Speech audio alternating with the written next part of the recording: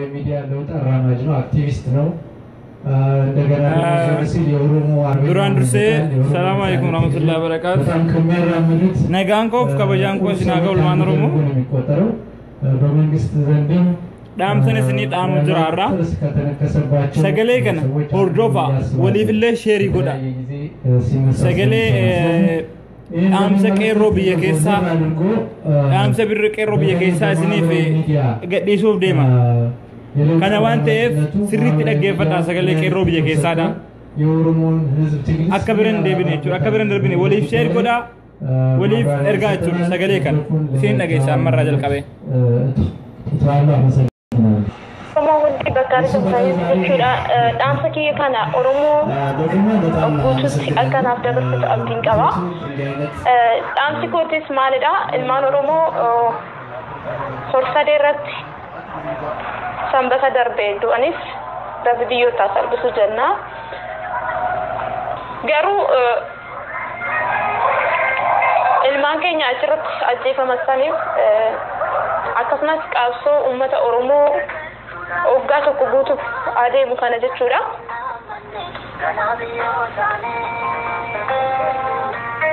warrootiin irratti hirmaanne jechuudha fakkeenyaaf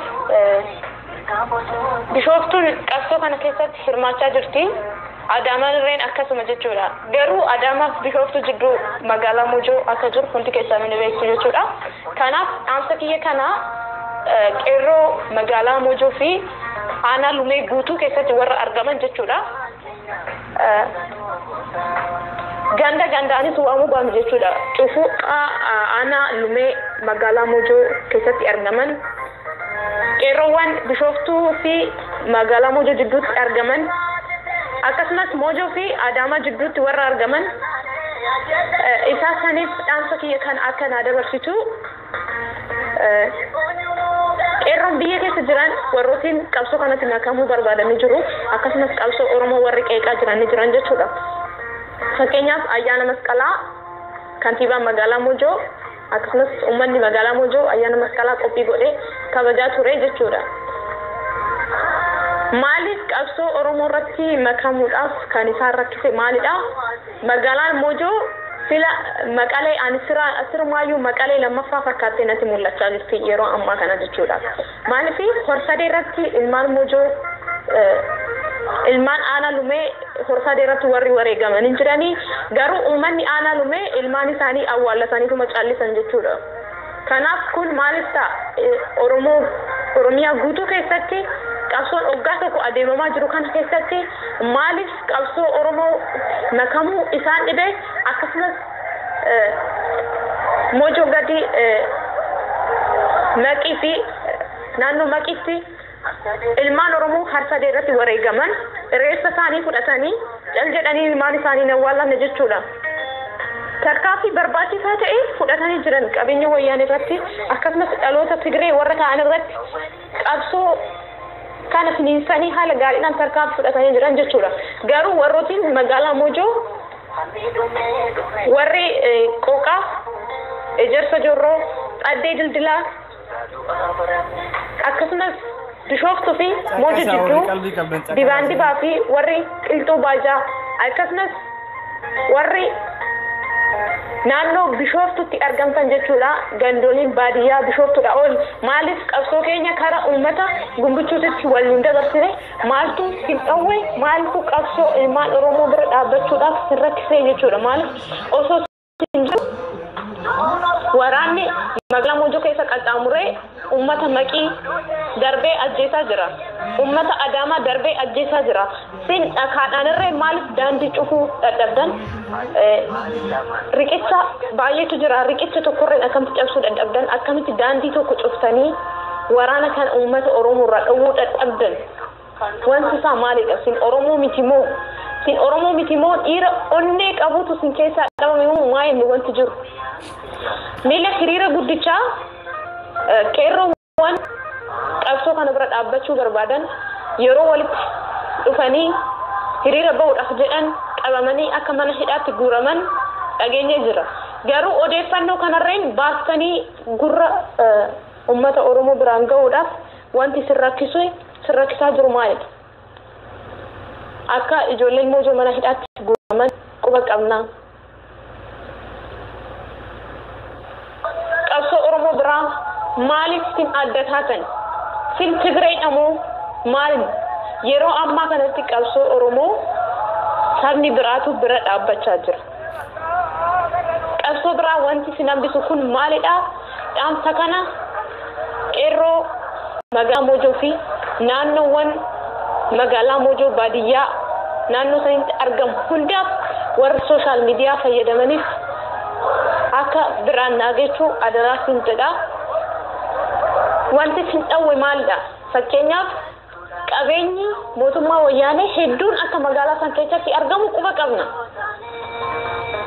Warshaalee hedduun achitti argaman garuu barattoonni dhalootaan naannoo san taatan baratanii digirii dippiloomaa harkatti qabatanii warri hojii dhabdan ergasii gad deebisanii warshaa gogaa warshaa chaayinaa keessatti hojjechaa warri jirtan akkasumas warri carraa kan dhabdanii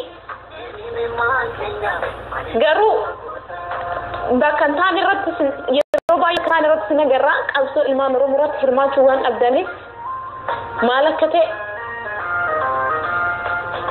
akkasumas bara 2008 haala gaariidhaan magaalaa Moojoo nageenyi ishii kabajamee akka dabartee fi bara 2009 akkasumatti akka itti fufuu qabdan kantiibaan keessan sinif himee jira jechuudha. Kanaafuu badhaasa sinii qopheessinu. Kanaaf ammas yeroo qabdan dammaqa. Garuu yoo qabsoo Oromoo bira dhaabbachuu baattan ilmaan abbaa gadaa ofiin jettanii maqaa qofti barbaachisaa miti. Qabsoo ilmaan Oromoo bira dhaabbadha. Har'a boor gudun jedhiin kaa qabeenya wayyaanii naannoo sanitti argamu tarkaanfii fudhadhaa. Garuu nama ajaa'ibu qabeenya keessan warshaa huccuu itoo chaayinaa dirreen dabarsanii oggaa obboleettii azeebis kennamu callisanii raftu maalinni kun maaliif ummanni barate sun keessa hin jiru jechuufu ummanni barate hedduu jira. Kanaaf dhiiga ilmaan Oromoo harsada irratti dhangalee hin qabnee jirraa kaa qeerroon magaalaa sanii kaa kun dhaamsa keenyadha. Dhaamsa qeerroowwan Oromoo hundaati jechuudha. Oromoon hundi hin komachaa jira. Oromoon hundi jechuudha. Oromoon hundi bakka hunda maalinni magaalaan Moojoo maqalee lammaffaadhamu wanti isaa nuun galle ilmaan Oromoo achi keessa hin jiran moo maalidha wanti isaa kan jedhudha jechuudha. Ittiin aasuudhaan dhaamsi koo inni lammaffaa qeerroo Bishooftuudha. Jiraattota Bishooftuu ilmaan Oromoo sabboontoota Oromoo harsadee irratti dhuman dhiigni ilmaan Oromoo sin irratti dhangala'ee jira. Dhiigni ilmaan Oromoo liqimsamtan kana keessaa bahuudhaaf ilmaan Tigree Bishooftuu keessatti argamu guutuu isaanii akka Bishooftuu keessaatti tarkaanfii fudhatanii Bishooftuu keessaa akka baatan akkasumas guutuu Oromiyaa irratti ilmaan Tigree bakka argamanitti akka ajjeefamanii fi qabeenya isaanii akka barbaadamu qabeenya isaanii gatii rasaasaan nutti gurguran jettanii akka shirraa hin bitanne sinii dhaamna jechuudha.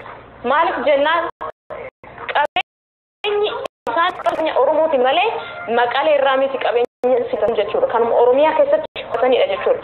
Keessaa magaalaa Bishooftuu keessatti mana konkolaataa akka irraa hin bitu. Adara dhiiga ilmaan Oromoo harsadeetti dhangala'ee kanas ni dhaamna jechuudha. Irraa hin bitina. Qabeenyi sun qabeenya keessan. Yoo dandeessan qabeenya san irraa fudhadhaa. Yoo dadhabdan qabeenya san barbadeessa. Gubaa malee qabeenya san irraa hin bitina. Irraa hin bitina. Ittis hin gurgurina. Ilmaan Tigree Bishooftuu keessatti argaman nuuf yaasa qeerroon Bishooftuu jechuudha. Qabsoo kana biyyoota isinii olitti argamaniif babal'isuudhaan akka nu barsiisan isinii dhaamna jechuudha. Bakka qabsoon hin jirretti bakka qabsoon hin seennes akka qabsoo seentuuf jechuudha. Fakkeenyaaf ilmaan Tigree magaalaa Bishooftuu keessa yeroo ari'aman akka magaalaa Moojoo keessa hin qubanneef warri Moojootis dammaqaa ofirraa eega. Yoo har'as hin dammaqxanii gabrummaa jalaa ba'uudhaaf yoo qabsoo kana bira dhaabbachuu baattan